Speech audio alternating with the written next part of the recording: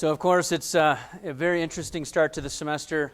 We had snow days last week, and then we did a Zoom instead of an in-person on Wednesday. We actually went over a lot of material like syllabus stuff, how the course is organized. If you missed that, we're not going to cover that today, okay? So you're going to need to go and watch Wednesday's lecture from last week. And we started into some content on Wednesday. We're going to pick up today kind of right where we left off, starting with some chemistry kind of review. On Wednesday, we'll go into cell biology. But throughout today, we'll kind of pepper in a few housekeeping things that we didn't cover on Wednesday. All right? Generally speaking, we're going to be doing these live, and the camera in the back is not working, so I've got some backup cameras going on. You won't be able to join typically by Zoom this class at this time slot, okay? We're doing in-person lectures, and when we have snow days, if there's unforeseen circumstances, we'll do a Zoom meeting as far as class. But the whole concept is for you to come to class and get the in-person experience, okay? There's one lecture, and I think it's the Wednesday before spring break that I'll be out of town with one of my daughters out of country. So I'll do a Zoom course that Wednesday. You'll see that on the syllabus. That's already pre-scheduled. If I get really sick, then that might be the exception. Otherwise, I plan to be here. Okay? So my name is Dr. Rob Keller. This is Anatomy and Physiology 201. So if you're in Art 100, there's a couple of strategic exits you can slip out, and that was the class before us, okay, so you missed it. So we're going to be doing 201, the first of two semester sequences in anatomy physiology. And I told many of you that I would tell you a little bit about myself today because we didn't do that on Wednesday. So I've been here at the university since 2007, and I was in kind of a heavy teaching role until about 2015, and then I moved into heavy research, and now I'm trying to get a little bit more back into the classroom, hence this sort of mega lecture. There's 346 of you, and there's one of me. Okay, but we have resources that are in the audience. I'm going to introduce them here in a second, okay? We've got three TAs for this class. And that's not your lab TAs. These are TAs, teaching assistants for lecture, because we're so big. And then we have two supplemental instructors, or SIs. Okay? So this would be a great opportunity just to put names to faces. Ladies, if you want to stand where you are so folks can take note of where you're seated. And then why don't you come on down? I said I was going to have you guys come on down. And we'll do just quick introductions, okay? Sasha, you're here first, so you go first. So just quick name, whether you're a TASI, and then just a real quick note, maybe where you're from, okay? Hi, my name's Sasha. I'm a TA, and I'm from Arizona. Chandler, Arizona. Chandler, okay, all right. You got to speak up, Sasha.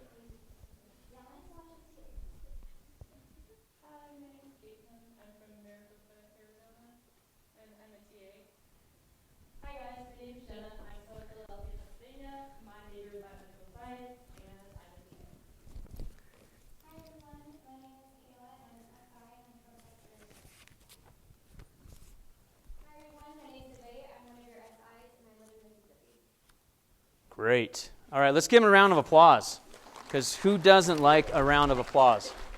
All right, great. So these are your resources, and hey, you know what? I'm going to pass. Can I give you one of these? This is for questions. If students have questions, throughout, you just have to flip it on, and then I'm going to give somebody a mic here. We're such a big room that if you have a question and we don't have a mic,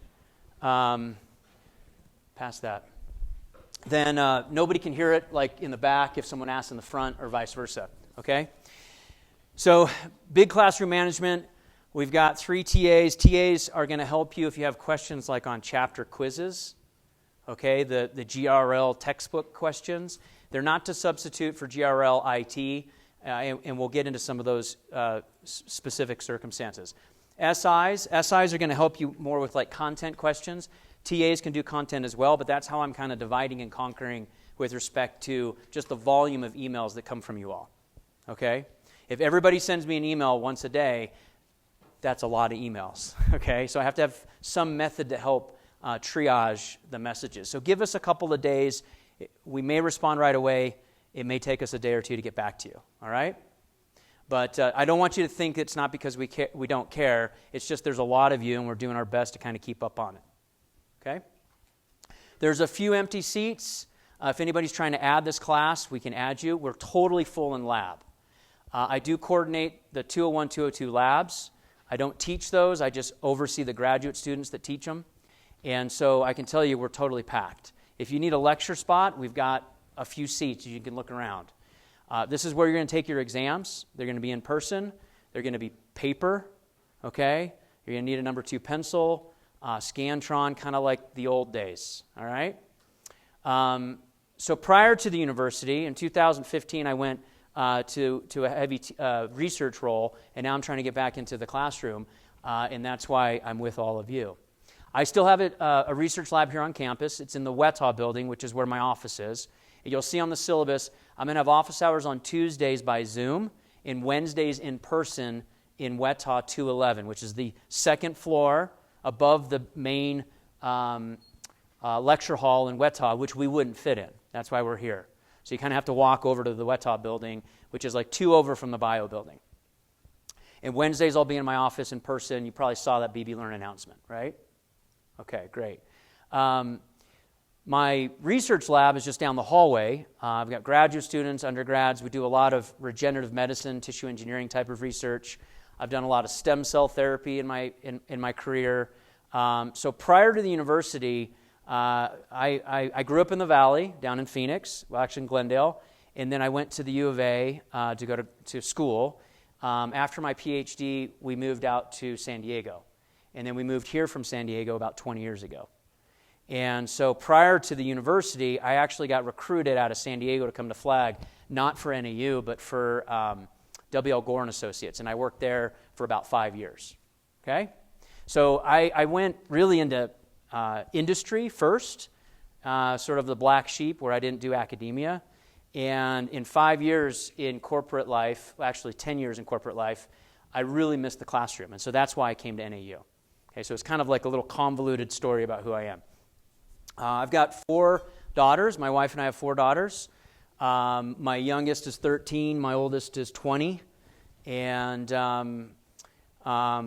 let's see, the oldest one's graphic design artist, and she's a sophomore here at NAU. And then number 2 is actually an aspiring professional ballerina out in Columbus, Ohio, and kind of went the non-traditional route, decided to do a ballet academy and trying to get recruited by a company to dance professionally. Number 3 is a junior in high school, and she's a gymnast and a hurdler. And number 4 is a middle schooler. She's in 8th grade, and she loves soccer. Most recently, we did a... so how many of you guys did travel sports? Yeah, okay. So say thank you to your parents tonight. Just text them, say, hey, I just want to say thanks for all the football, hockey, soccer, volleyball. And they're going to be like, what? Why not thank you for the tuition? Well, say thanks for books and tuition and money for food. But travel soccer, travel sports, pretty intense. We just got back from Guatemala for a travel soccer tournament for my youngest. That's kind of taken it to a whole nother level, but it was a really cool experience. So we can talk more about it in office hours if you guys want. So that's a little bit about me. Not a Flagstaff native, but I've been here 20 years. I really think a lot of this place. I love the snow. Even for me, this is a little much, but I still love the snow.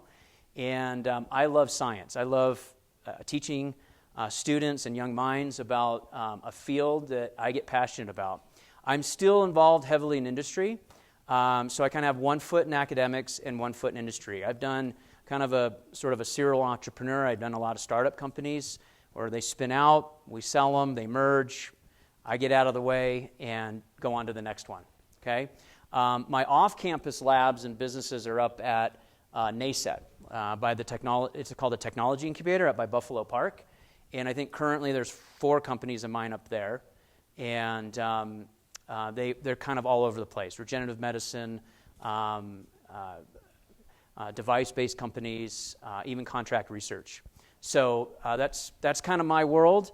So I do kind of split my time between the NACET campus, which stands for Northern Arizona Center for Entrepreneurship and Technology, and then NAU. So everything's pretty dialed in for me as far as like I'm a schedule guy. So if I say I'm going to be here at 4 to lecture, as long as something weird doesn't happen, I should be here at 4 to lecture, okay? And I really expect a lot out of all of you.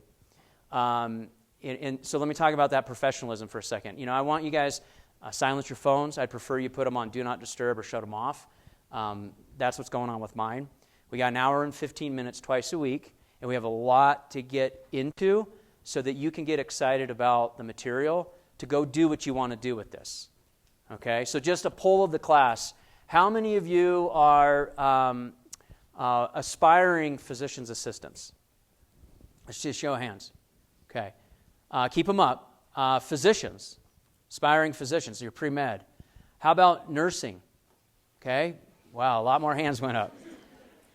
Physical therapy, PT. Keep the hands up. Keep the hands up. I want to see if I cover everybody. Physical therapy, dentists, dental hygiene.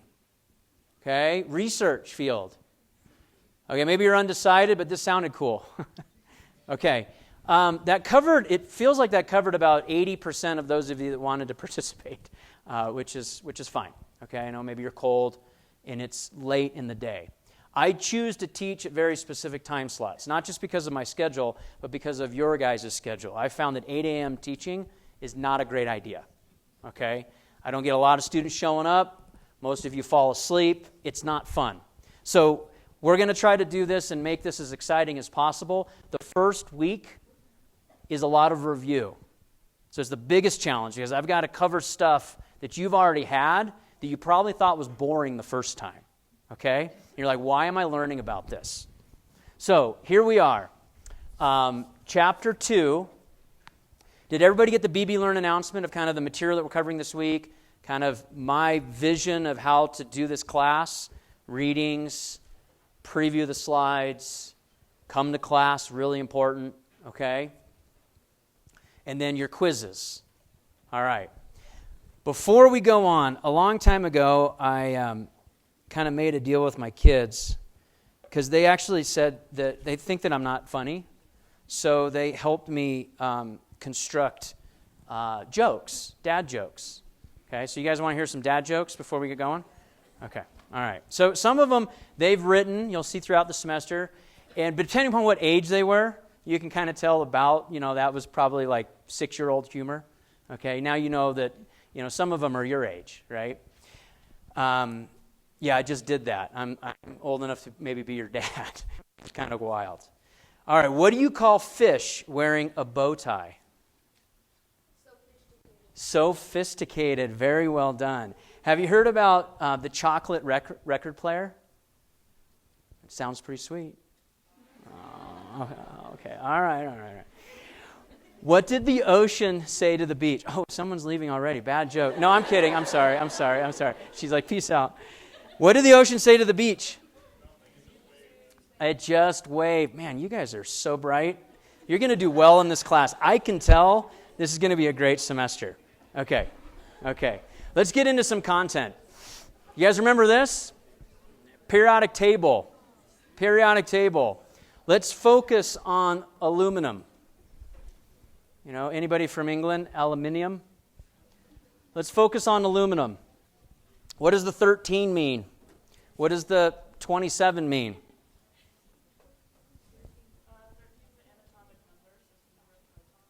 Okay. Number of protons, the atomic number. 27? The atomic mass. Why is it not exactly 27? Why is it 26 in the back?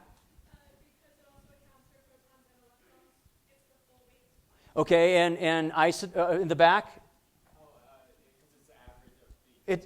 It's the average of the different isotopes. Okay, well done. So important stuff that, today and Wednesday we're going to be covering that is going to set the stage. And hopefully my job is to make some of this stuff that you learned as prerequisites somewhat relevant to what you want to do in the future as physicians, okay, researchers, PAs, nurses, PTs. Okay, it wasn't just torture. We actually needed you to have some fundamental understanding of chemistry and biology so you can actually make some applications in the human body. Okay? All right, so how many neutrons does aluminum have based upon 27 and 13? 14. Okay, it's just the subtraction of the two. Okay, all right, very good. Which of these, so we've got A, let's see if my pointer works today. We had A, we have B, we have C, we have D, and we have E. Which of these is not an organic molecule? Which of these is not an organic molecule? Just pause for a second. I saw a hand that I'm going to point. Keep your hand up right there. I'm going to ask you. I just want to wait for everybody else. Don't shout it out. We'll give someone who raised their hand early an opportunity to impress you. Welcome back. Sorry, I didn't mean to embarrass you. It was just the timing was perfect. Bad joke. You left the room. I'll have to tell my kids about that one. Okay, right here. Which one is not organic? C, because there's no hydrogen. What is C, by the way? Carbon dioxide. So in high school, I remember being confused by this a lot. I thought organic chemistry was carbon-based, and it is, but they're hydrocarbons. So a lot of what we're going to do isn't just focused on organic chemistry. It's going to be focused on inorganic chemistry as well. But we're just trying to get some of the foundations. Organic molecules, they're carbon-based, but in order for that carbon to be considered in an organic family of molecules or materials, then we want them to be bonded to hydrogen. And organic molecules that we're going to find in our bodies, carbohydrates, nucleic acids, lipids, and proteins. And that's what we're going to cover today in a nutshell. But don't forget the inorganic molecules. They're really important. There's no carbon, but water, we're 50 to 75% water. Okay? It's not organic, but if you don't have it, in fact, many of your future patients, dehydration will be a major issue. Okay? When patients present with shock, okay, when they're hypothermic. So the inorganic water is a big deal in many of your future patients. Some of you actually work in the medical field now, so in your current patients. Gases, oxygen's pretty critical. You can't live without it. And a lot of minerals. So I just want you to walk away today with some appreciation for some of these things that you've already learned in high school as well as at the university that may have seemed trivial at the time, and I'm trying to convince you that they're not. Okay? What are atoms? They are the smallest unit of matter that retains all the properties of that substance. Right? Again, review material, but not trivial. Made of a nucleus with a proton and a neutron, and the electrons are in orbit.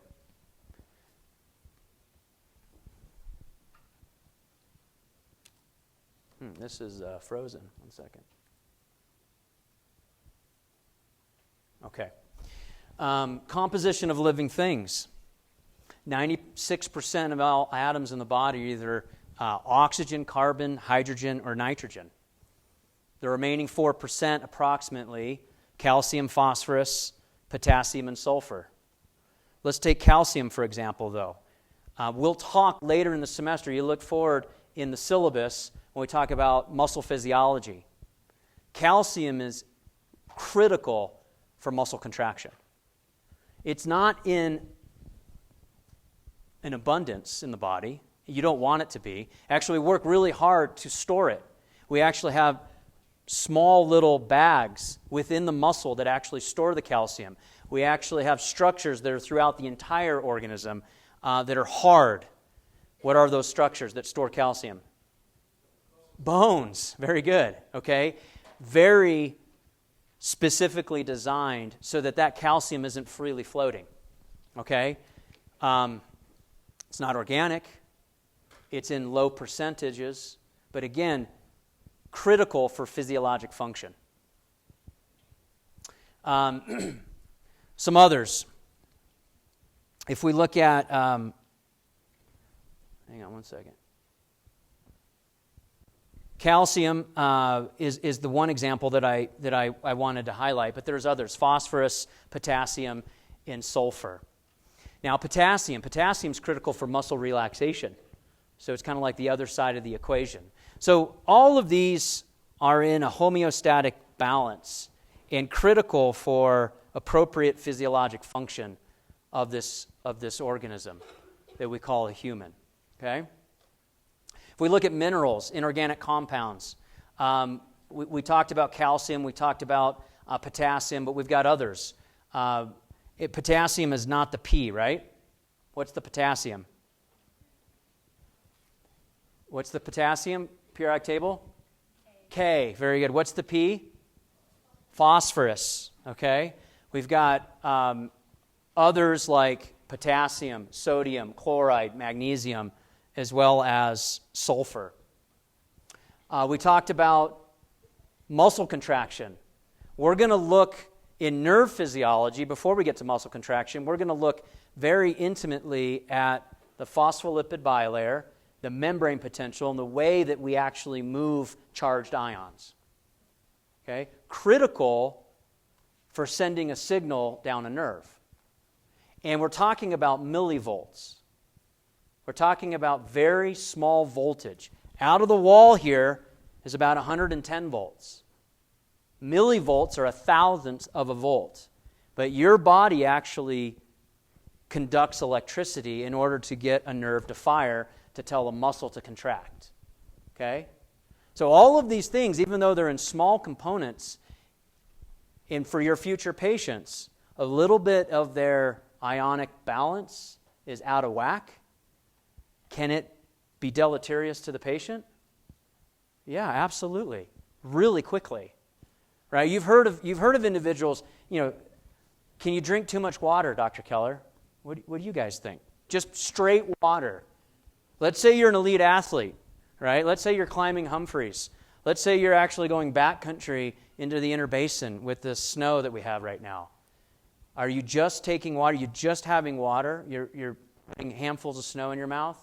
It's a bad idea, right? Because a lot of these ions will get diluted out really fast if you flood the system with just pure water.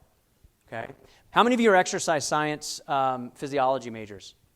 Okay, so this will be a theme that you'll continue to look at as you move on. We've got coenzymes, things like iodine and iron.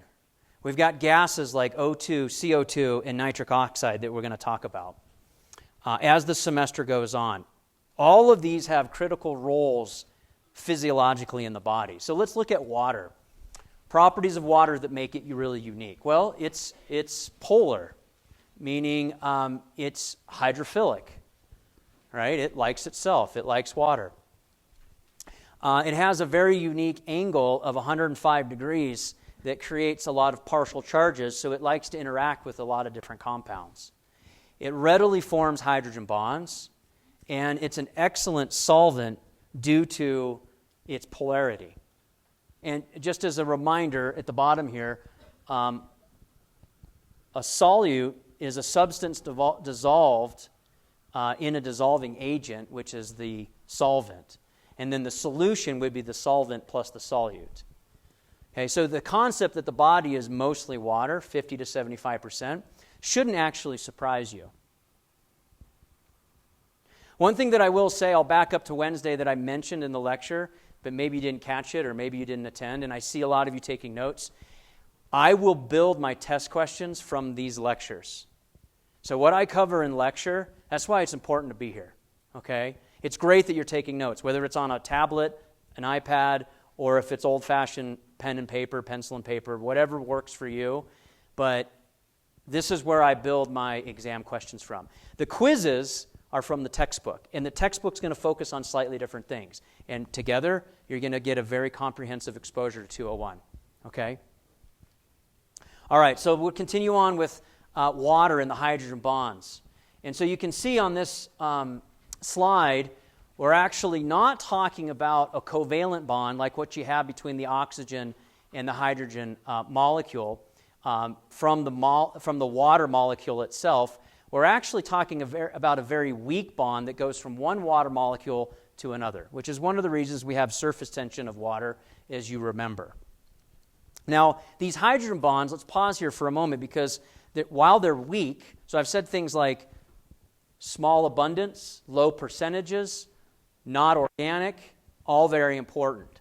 Hydrogen bonding, it's not the strongest bond in chemistry. It's one of the weakest bonds. But it's critically important in physiology, and it provides many of the critical life-sustaining properties that allows for stabilizing the structure of proteins, stabilizing DNA. You destabilize DNA and you destabilize proteins, life doesn't continue.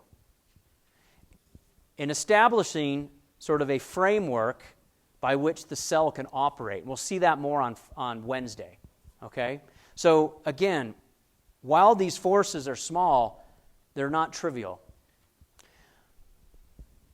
It's an excellent solvent, we're talking about water here, because this solution that we broke down in the prior slide, you've got solutes, which are particles of matter, plus the solvent, which is the water itself, and that creates a saline or a salinity within your body that mimics the early salinity where life began. Okay, so you're creating within your body, by having a solvent, you have water plus solutes, you're creating an environment that mimicked, the place where origin of life began here on this planet. Okay, and it's all wrapped up in a fancy organism that has all these multiple functions. But if you go back to some of the basic bio principles, it's not trivial that we're mostly water. It's not trivial that we have certain solutes and we have a salinity, and we're going to talk here in a moment about pH. All of these things allow for us to exist and function and do some pretty incredible things. But you can also see from a pathology standpoint where a lot of things can go wrong, right? It's a delicate balance, which is kind of amazing. It's somewhat mind-blowing that it works as well as it does most of the time. Oil itself doesn't dissolve well in water because of its hydrophobicity. We'll talk about this more as we look at the phospholipid bilayer on Wednesday's lecture. And what a detergent does is it goes into those hydrophobic domains and it breaks them up. It creates a barrier around them so that water can actually intervene. Okay, so a detergent, it bonds to the oil and also the water simultaneously, and it allows these two components, oil and water that don't usually mix, allows them to mix. So if we look further at the characteristic, a key characteristic of life is pH. So I want you, this is an in-class exercise, it's going to get super noisy, it's totally fine. I want you to pair up with somebody next to you, one designated as individual A, another designated as individual B, just decide. One of you explain pH to the other, what the scale means, okay? And then the other person explain a buffer. Okay, and then I'm going to ask for a volunteer, because you can check each other's work. If you feel pretty confident, I'm going to ask for a volunteer to share. Okay, ready, set, go.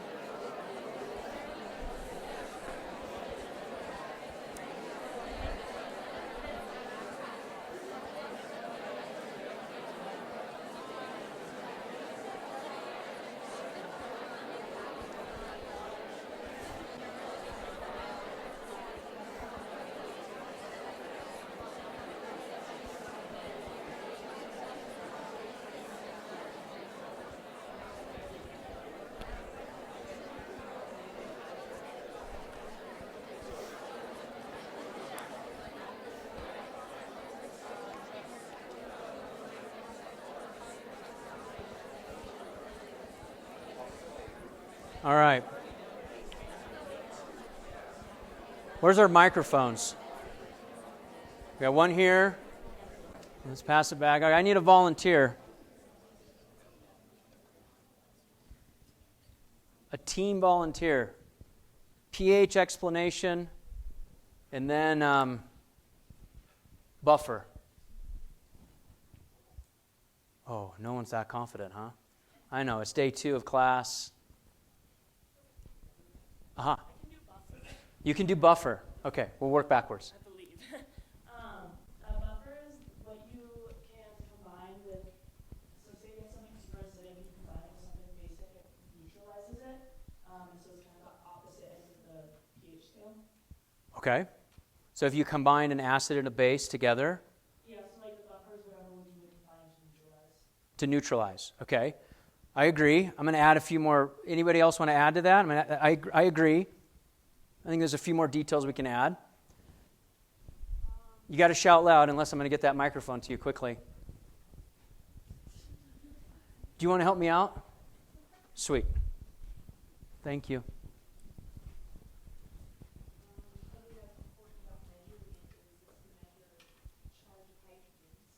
Okay, we're to question A. Yes. Yeah, that perfect. So you're measuring what? Hydrogen ion? Free hydrogen ion. Totally agree. Everybody agree with that? Anybody want to add to that? Free hydrogen in the back. Oh, we're going to get you some exercise. Oh, okay, go. Acids have more hydrogen while bases have less. It's also why they're compatible because hydrogens donate.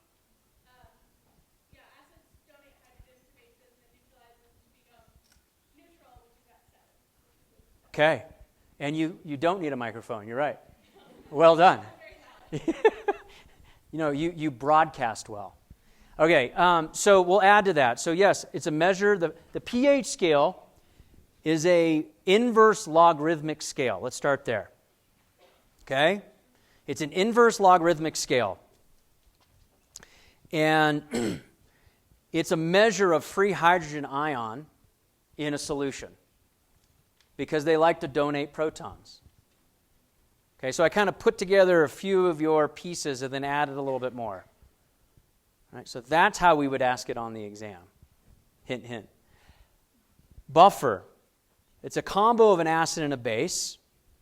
So typically it's a mixture where you've got a weak acid and its conjugate, or you have a weak base and its conjugate. So you kind of have the yin and the yang. You have both. Together what they do is they help to neutralize that solution, so additional free hydrogen that's added or hydrogen that's removed, its effects are minimal.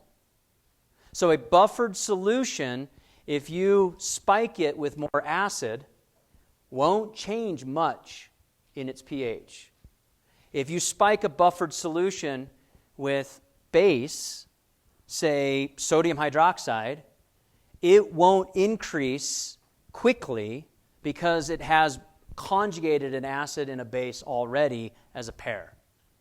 We deal with a lot of buffers in our body. Surprise, surprise, right?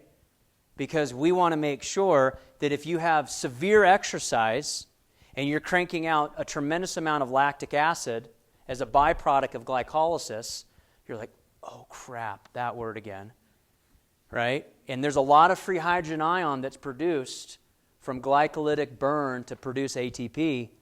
You don't want to go into a coma because you crash your pH into an acidic blood situation. Does that make sense? So your blood is buffered. Your blood is buffered where you like to be between 7.35 and 7.45 on the pH scale. So that's this slide here that we're at. We've got neutral that was said in the back of the room.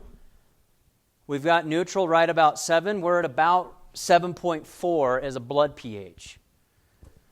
You do a blood draw, you do a CBC on a patient, you're looking for all sorts of different things. Want to bet you're trying to get blood chemistry, like what the pH is? It tells you a lot about what's happening. Okay, so all of this business about remembering acid and base and free hydrogen ion, like There is an application for it, and it's coming. You're going to start learning about it this semester, and from this point forward, a lot of the stuff that you already learned is going to be really important. Scale from 0, which is acidic, to 14, which is basic, and it's a normal dissociation reaction. pH equals negative log of the free hydrogen ion concentration. That's how you read these hieroglyphics, right? This mathematics is just a negative logarithmic scale, free hydrogen ion, and in the brackets is the concentration of what that is. So if you have more, and this was said in the back accurately, if you have more hydrogen ion concentration and it's a higher value, then you have a pH value that's lower, which means it's acidic. That's the negative or the inverse relationship. So let's look at some typical things that we see. You know, we've got hydrochloric acid that you played in chemistry class in high school or at the university here at about 0 to 0.5 on the pH scale. The gastric juices in your stomach, when you look at digestion section in 202, you will learn that you actually manufacture hydrochloric acid out of the gastric pits in your stomach, and you release them to help break down chyme. Chyme.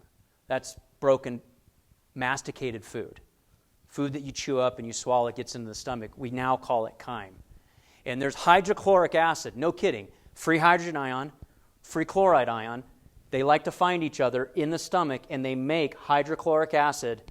It doesn't eat away your intestines because you have a protective lining. And we'll talk a little bit about that protective lining in 202.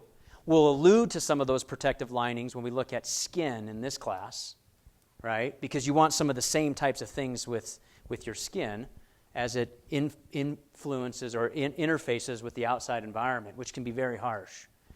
But this is pretty harsh. A pH of 0.9 to 3.0, well, you're making HCl. So in chemistry class, and you're like, we're playing with HCl, how boring is this? Well, this is you make that stuff. You actually manufacture that acid. You look at lemon juice, wine, vinegar, even bananas and tomatoes, coffee. Now let's go on the other side of the equation. Over here, way over here at 14, sodium hydroxide, we don't really manufacture that in the body, sorry. So it doesn't really happen on this end of the spectrum. There are some other basic type of responses, mostly enzymes that we have. Enzymes are very sensitive to pH. And we're going to talk about that here in a moment. An enzyme is usually a protein, and you will unfold the protein. Do you remember about the folding of proteins for their function? You swing it one way or the other, you will actually disrupt a protein. You'll denature it. It loses its functionality. If it's a critical enzyme, it doesn't work anymore. It's worthless, totally worthless. Okay, so pH, as boring as it might have seemed in the beginning when you first learned it, it's critically important, folks. Okay, and hopefully you can appreciate that today. Let's look at some organic molecules. We'll look at carbohydrates and lipids. Okay. So carbon. Carbon is a very stable molecule. It's a Lego piece that we're designed around that makes a lot of sense. You can attach a lot of things to it. A lot of things have affinity for it.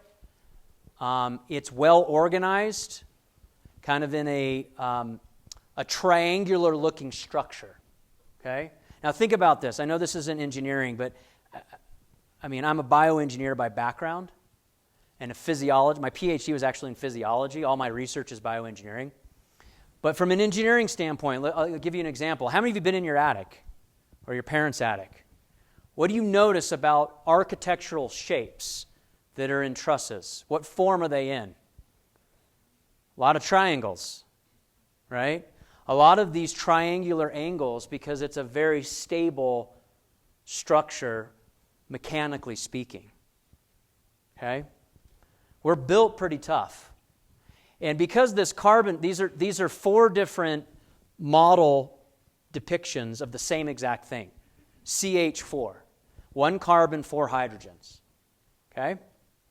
This is organic because they're hydrocarbons.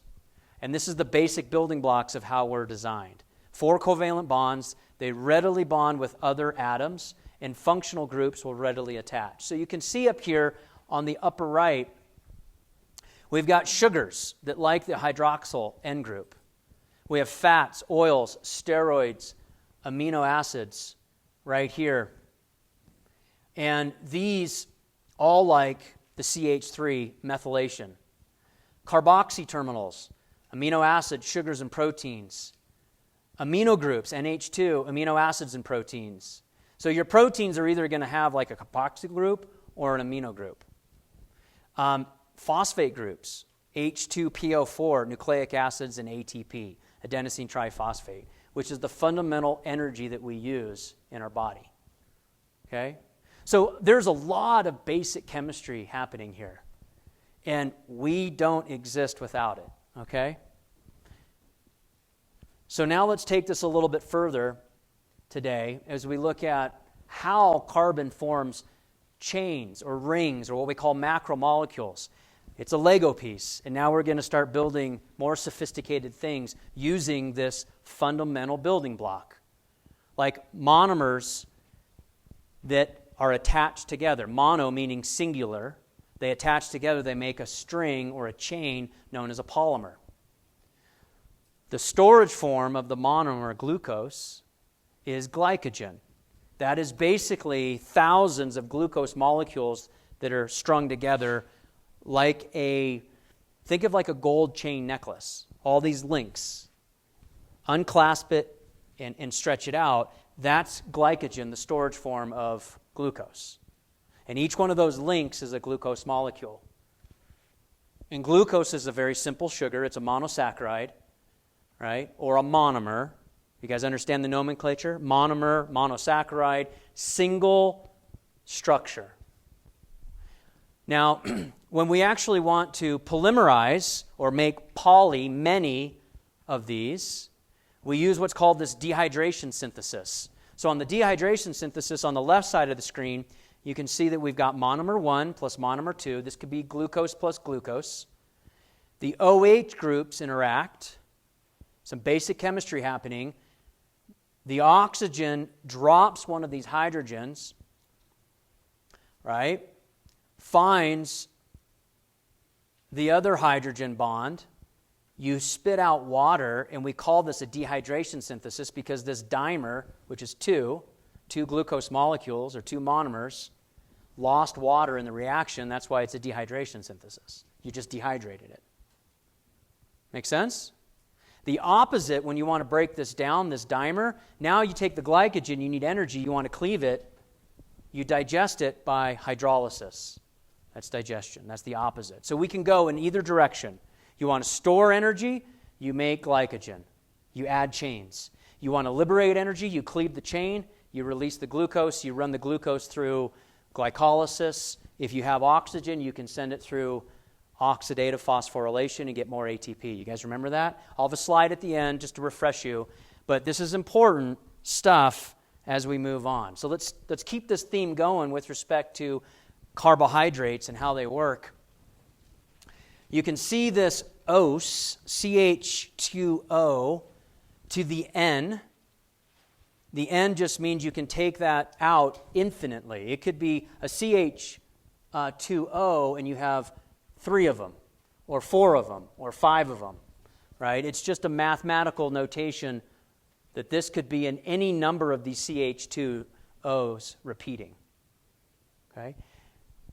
Quickest energy source to convert to ATP. It's hydrophilic. It likes to be dissolved in water. And now we've got some terminology. Monosaccharides, disaccharides, polysaccharides.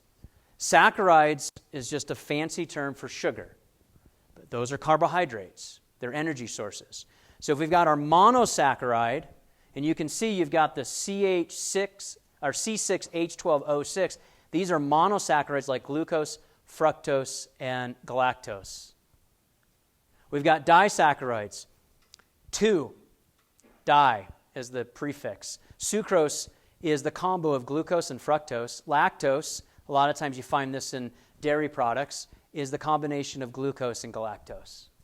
Okay, so you just took those two dimers, a glucose dimer plus monomer plus a fructose monomer, dehydration synthesis, you link them together, and now you have a disaccharide. Polysaccharides, well, here's glycogen, but there's other ones like starch, cellulose, polysaccharides. So look at the structures that are here on the figures. All of these are examples of what? Monosaccharides, disaccharides, or poly. On the far right. Yes? Disaccharides. These are all disaccharides. You've got sucrose, right? You've got lactose, and you've got maltose. So maltose is glucose plus glucose. Right? So if we had a glycogen molecule, it would look like this, and it would just repeat as it worked its way around the room. You see my laser going all the way to the back. Does that make sense? Okay. Shifting from carbohydrates to lipids. And we're going to talk more about these lipids as we look at the cell membrane on Wednesday. They're hydrophobic, so they separate water from water. They create a barrier or like a division. And you've got a carbon, an oxygen, and a hydrogen with a high hydrogen to oxygen ratio. The less oxidized or the less oxygen that's there, the more caloric energy that's present. The greater calories per gram if it's less oxidized. Okay? On average, you get about 9.3 kilocalories per gram. 1,000 calories per gram. Kilocalories. I know you've seen this structure before. This is sort of a three-dimensional shape. This is just a stick two-dimensional drawing. You've got the polar or the hydrophilic region. That's where the phosphate lives. That's the region that likes water, right? And then you've got the nonpolar tails, which are the hydrophobic, made up of fatty acids. And they don't like water, so they stay away from water. So foreshadowing to Wednesday, a phospholipid bilayer, you're going to put these tails inward, and on the other side, you're going to have a head down here and tails facing the tail, and that's your bilayer. That's how it organizes to create a membrane. And we'll talk about that again Wednesday. So let's look at these lipids. We've got up top an unsaturated fat. And down low, we've actually got cholesterol. This one is considered unsaturated on the top because the key is the definition of an unsaturated is where you've got at least a double-bonded carbon. Okay, because you could cleave that double-bonded carbon, you could attach more hydrogens. A saturated fat is fully saturated with hydrogen, is another way to say it. So if there's room for hydrogen to still be added, you'd have to move some things around. You'd have to remodel, right, the molecule. But if you look here, do you see these double-bonded Cs? There's one right here, and then there's one right here. Basically, you got a big gap and a big gap in hydrogen. You'd have to cleave these double-bonded Cs so you could add one more hydrogen to those carbons, right? Because a carbon will bind 4 hydrogens. If it's a double-bonded C, you actually have to cleave that to add more hydrogens. But technically, this is an unsaturated fat. This is the cholesterol molecule down here on the bottom because it forms these rings. But let me unpack the saturated fats a little bit further.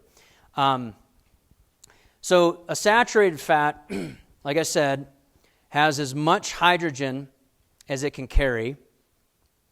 And generally speaking, it has a little bit more energy, but it actually has some health consequences associated with it.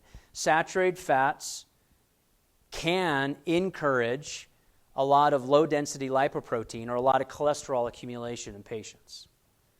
But if you're working with an elite athlete group it's not uncommon for them to pick their fat sources very carefully and look at saturated fats because of the energy utilization. Like elite marathon runners are very interested. They're less concerned about heart disease. They're more concerned about having enough energy throughout the entire race. Does that make sense? So understanding your audience, not one thing is good for everybody and not one thing is bad for every patient. Does that make sense? And I really want you guys to understand that. Too much of what we've done in medicine is broad brushstrokes. Oh, this will work for everybody. This will work for all populations. You're the generation that has grown up with, hey, there may be some individual things that are important to me and just me, and I want that to be recognized. You guys with me? Well, that's going to translate really well into the future as you become professional healthcare providers, because that's the better approach, in my opinion, to customized medicine and healthcare. Okay? So these steroids at the bottom, these are in the family of steroids. Cholesterol is a type of steroid. Cholesterol is not all bad. Okay? It's really important in the architecture of the phospholipid bilayer.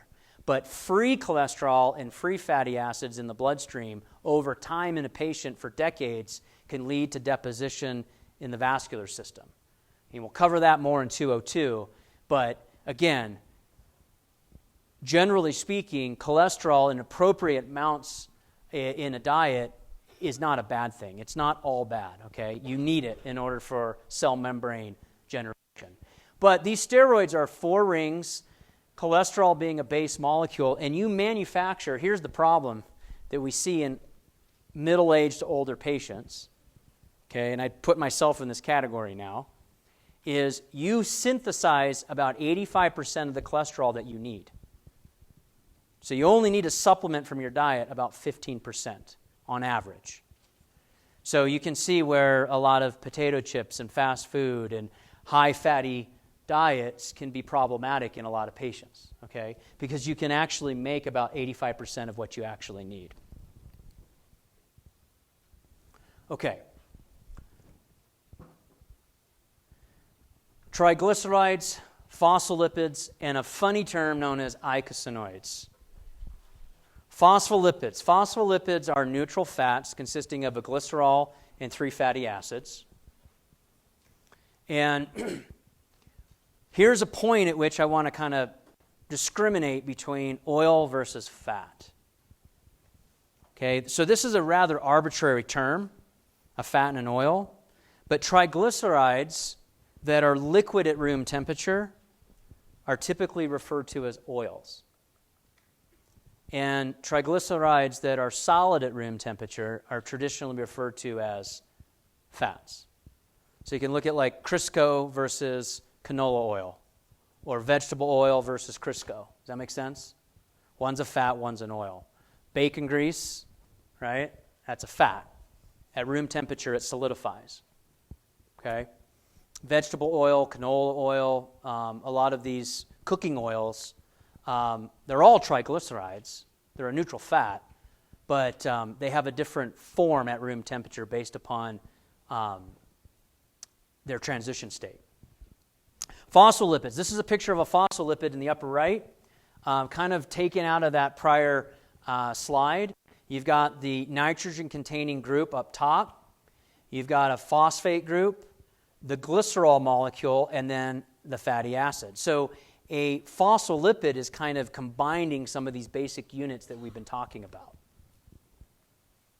These phospholipids are amphiphilic because we're bolting on different functional groups from a chemistry standpoint.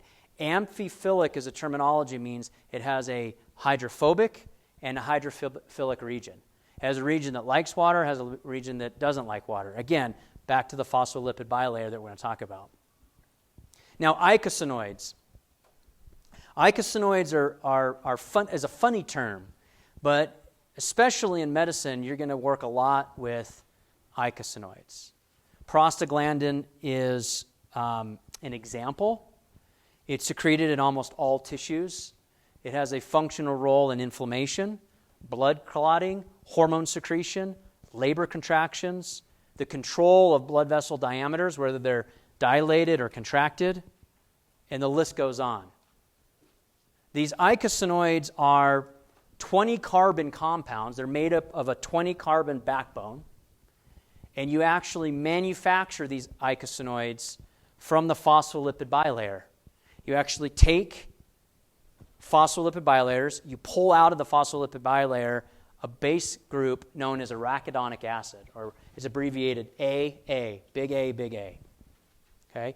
That, I promise, you'll learn about more as you move on. If you take my pathology class, we'll talk an entire quarter of a lecture about regulating inflammation and when inflammation in patients goes awry because of eicosanoid overproduction. Okay? And if you think about it, in many of the diseases that your future patients will be wrestling with, inflammation will be at the root. Okay? A lot of it is chronic inflammation that is unmanaged. And so we use a lot of corticosteroid treatment. We actually use a lot of inflammation suppressant to try to lower that inflammatory burden. Okay? Some other molecules under the category of organic, as we kind of wind out today, proteins and nucleic acids. Before I move on, questions? I need to pause for any questions. Okay, perfect. Proteins. These are the term that we used before of polymerization or a polymer. A polymer is like a multiple chain that's strung together. We saw that with polysaccharides. Well, now we're seeing it again with proteins. That same nomenclature of polymers, or many things strung together. So if we look at a polymer of amino acids, right now depending upon who's counting, we're at 21 amino acids. Okay, but we discover new ones. But they have amino groups and carboxyl groups, like we already talked about, and they differ by an R group. An R group is just a fancy term that says they differ by a particular functional unit. Glycine is one of the simplest that we know of as far as shape as an amino acid. And so you've got your R group with a hydrogen. That's about as simple as it gets. You can see here amino acid in the upper right, amino acid number 1, amino acid number 2, forming a peptide bond. This bond between the nitrogen and the carbon from 2 subsequent amino acids that form a peptide, right? And then you liberate water, just like you did before with polysaccharides. So when we string proteins together, we go from amino acids to a peptide to a protein as we get bigger and bigger. So that's the nomenclature. Amino acid, you put them together, you make a peptide. You put a bunch of peptides together, you string them out, and you make a protein. And now we actually have terminology for the size and these arbitrary cutoffs. So for example, our oligopeptide, less than 15 amino acids.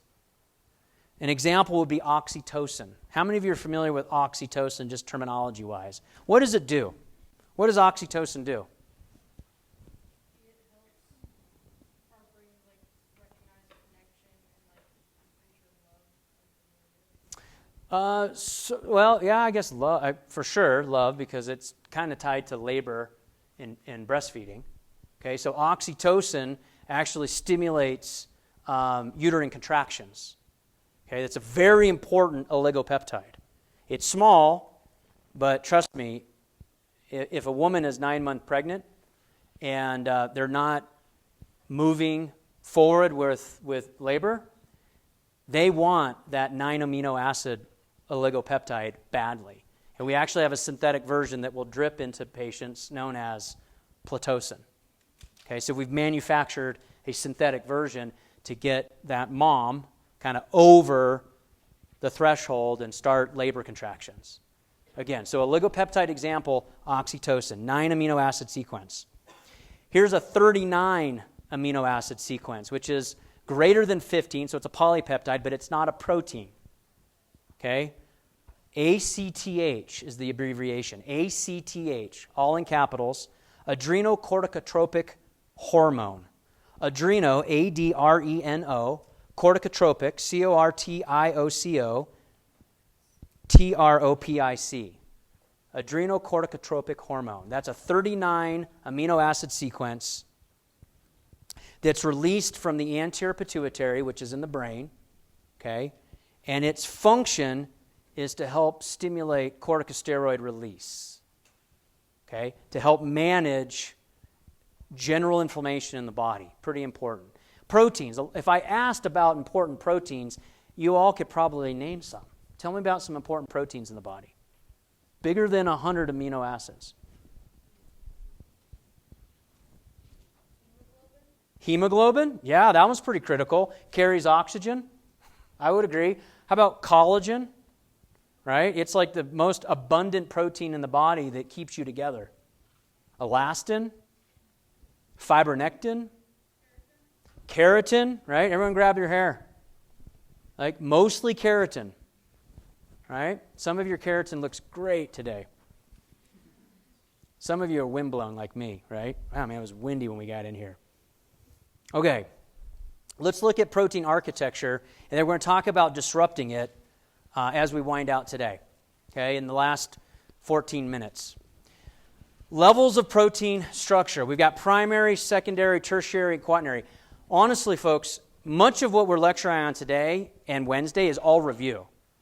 Okay, like you already had all this. You're like, wow, you're going really fast. Actually, you should already know this stuff. I'm just trying to make sure we're all on the same page and trying to put it in a new light, like how it relates to the body versus just a general ed requirement. Okay? So we look at these organizations of primary as the amino acid sequence. It just looks like these amino acid sequences in the upper right strung like a string of beads. Secondary, now we start creating some helixes where we actually just coil it. Or we have beta-pleated sheets where they kind of fold, almost like you would origami fold a piece of paper. Tertiary, now we get more complicated, and we've got folding and coiling and interactions as it moves in three-dimensional space where you get an alpha helix that now sits next to a beta-pleated sheet. And that interaction actually is important for hemoglobin molecule, for example, to create a binding site for oxygen. You're like, I don't understand what's the importance going from a secondary coil, alpha helical coil, or a beta-pleated sheet to tertiary. Like, why do you got to do that? Well, what happens if the important spot for oxygen to bind is right here where my cursor is? You guys see this? Right here is what we're talking about is where the binding site for oxygen is. If this thing is unfolded, that site doesn't exist. You with me? Okay. And then at the level of tertiary, we've got interaction of these R groups. Big R means functional groups. We've got globular proteins. Hemoglobin is a globular protein. That was a beautiful example. We have structural proteins, collagen, elastin, fibronectin. These are all structural proteins that I rattled off. And in this white space, you should probably jot down some examples of like collagen, fibronectin, and elastin as structural proteins. And hemoglobin is an example of a globular protein. Okay? I'm recording these lectures not just for your benefit, but for me, so I know what I talked about. Right? So when we write test questions, I know if I've covered it, and I say, yeah, it's fair game, I covered it in the lecture.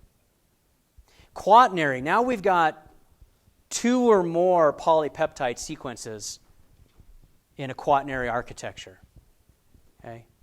And hemoglobin molecule is actually shown right here. This is a picture of a globular protein known as hemoglobin, and these 4 sites are the binding sites for oxygen. It can hold 4 oxygen molecules.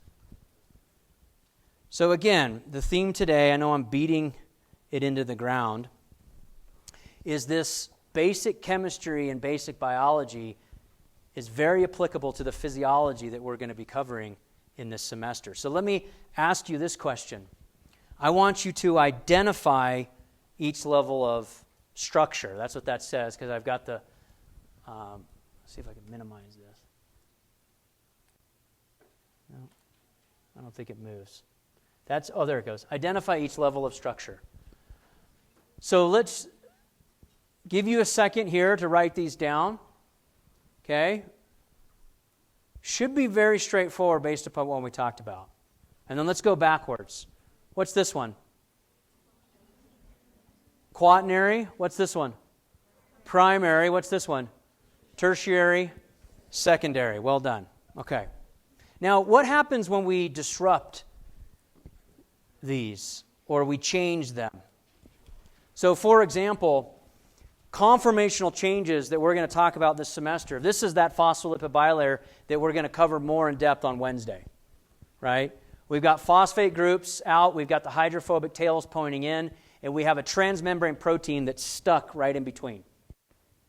And this is a fluid structure, right? Think about like a swimming pool. Fill the top of that swimming pool with styrofoam balls that are about this big. Okay? The entire surface of the pool is covered with styrofoam balls. And you start painting a red one, a blue one, a yellow one, and you drop them in the pool.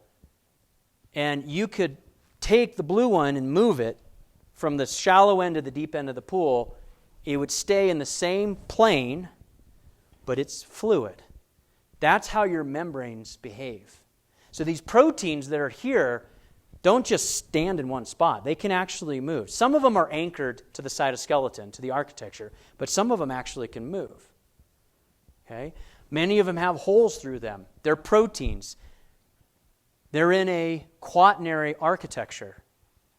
Now, we need them to establish a voltage gradient across the cell membrane so we can fire a nerve, so we can contract a muscle, so you can walk, so you can write, so you can breathe, so you can actually think and do well in this class, right? All of that is because of these fundamental building blocks of phospholipids and proteins and their interaction. We got hormone binding. I told you about my kids, right? You guys know what happens when children are born. They go through adolescence and they become adults. There's a lot of changes in the body that take place. And your future patients, whether you're a pediatric physician or whether you're a geriatric physician, you're going to be heavily involved in hormone changes throughout the patient's life. Now, some common functions of these proteins: structure, communication, membrane transport, catalysis, recognition, protection, movement, cell adhesion. All this we'll kind of get into on Wednesday. Now, why do I have a picture of an egg on the screen? Any ideas? What's the egg doing there? Cooking, yeah? Let's go in the back. I'm going to give another person a chance. I'm denaturing the protein. How dare me denature the protein in the egg white? You're totally right. Is there another way I could do that? How? Without heat. How would you denature the protein in the egg white? You could do this experiment at home. How else would I denature that protein? What protein is it in the egg white? Albumin. It's one of the largest proteins in the blood in our body. Okay? It's denatured. It goes from a clear to a white. You can denature it with heat, changes the conformational shape, or you could denature it by changing its pH. Well done. So you could add lemon juice, and you would get something similar to that. It wouldn't be perfect. Any of you had a dish known as ceviche? Right? It's a citrus juice cooked cold appetizer, usually seafood that's raw, but it's denatured with lemon or lime juice or some combination, right? You denature these with heat or pH, you change the architecture. Now, I told you some great examples because you guys aren't Rocky Balboa eating raw eggs anymore. Back when I was a kid, I know I'm going to date myself, you can ask your parents about this, there used to be this place called Orange Julius, and you could add a raw egg to your Orange Julius for an extra 25 cents. Yeah, for more protein. Yeah, some of you are like, isn't that dangerous? Yeah, it is. They stopped doing it, but okay. If they treated it with lemon juice before they put it in the Orange Julius, it might have been okay. But in bad examples, when these membranes see a pH, these membrane proteins see a pH that's different, they're going to change their conformational shape, and they're going to stop working. Okay, that's why pH 735 to 745 is so important. Enzymes are a type of protein. They catalyze reactions. One enzyme molecule can be used many times. You recycle them. They're expensive, biologically speaking, energy-wise, to make, so you don't use them once and throw them away. What they do is they help you run more efficiently. They lower the activation energy. And you learned all about this in chemistry. But these are proteins. You can't denature them or they stop being functional. Okay? We have enzymes that help make red blood cells and white blood cells in our bone marrow. Red blood cells carry oxygen. White blood cells help fight infection. Want to bet those enzymes are important? If you don't have enough of those enzymes, you could actually have low red blood cell count and be anemic, or low white blood cell count and have chronic infection. So this picture on the right is kind of showing the sucrase enzyme. Here's the active site. You've got a sucrose molecule that binds. Remember, sucrose is glucose and fructose. It breaks down that molecule, sucrase, usually enzymes end in an ASE, as a protein, breaks down sucrose, which is basic table sugar, and frees up glucose and fructose. It takes a dimer and makes two monomers. Very important. Last but not least, in the closing time, we're going to talk about nucleotides. We have three parts: a nitrogenous base, a phosphate group, and a sugar. You can see adenosine triphosphate over here on the right. Adenosine in orange, the ribose, adenine in orange, the ribose in blue, both together make up adenosine. And then the three phosphates, 1, 2, 3, the three Ps. ATP, really important for life. Common energy currency for all cells.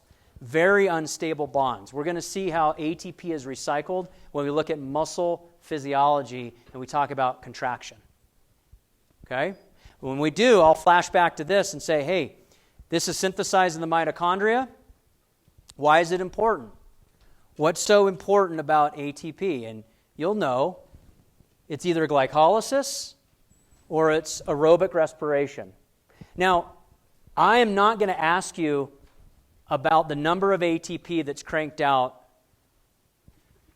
You already were tested on that. But I want you to appreciate glycolysis nets 2, and aerobic respiration typically nets 36, depending upon how you're counting. Glycolysis is quick. Aerobic respiration requires oxygen and goes more slowly. Okay? You guys remember that? All right, hold tight, hold tight. Last slide, and then I'll let you go. We have 2 minutes left. I know, you guys can pack up, but I don't want you to miss this. Other nucleotides other than adenosine triphosphate. We have guanosine triphosphate, cyclic AMP or cyclic adenosine monophosphate, which is critical for intracellular signaling within the cell, telling the cell what to do. Going to the nucleus, telling the nucleus to ramp up the production of certain enzymes or the manufacturing of certain proteins. Nucleic acids, at the level of our DNA and our RNA, these are both types of nucleotides. Okay?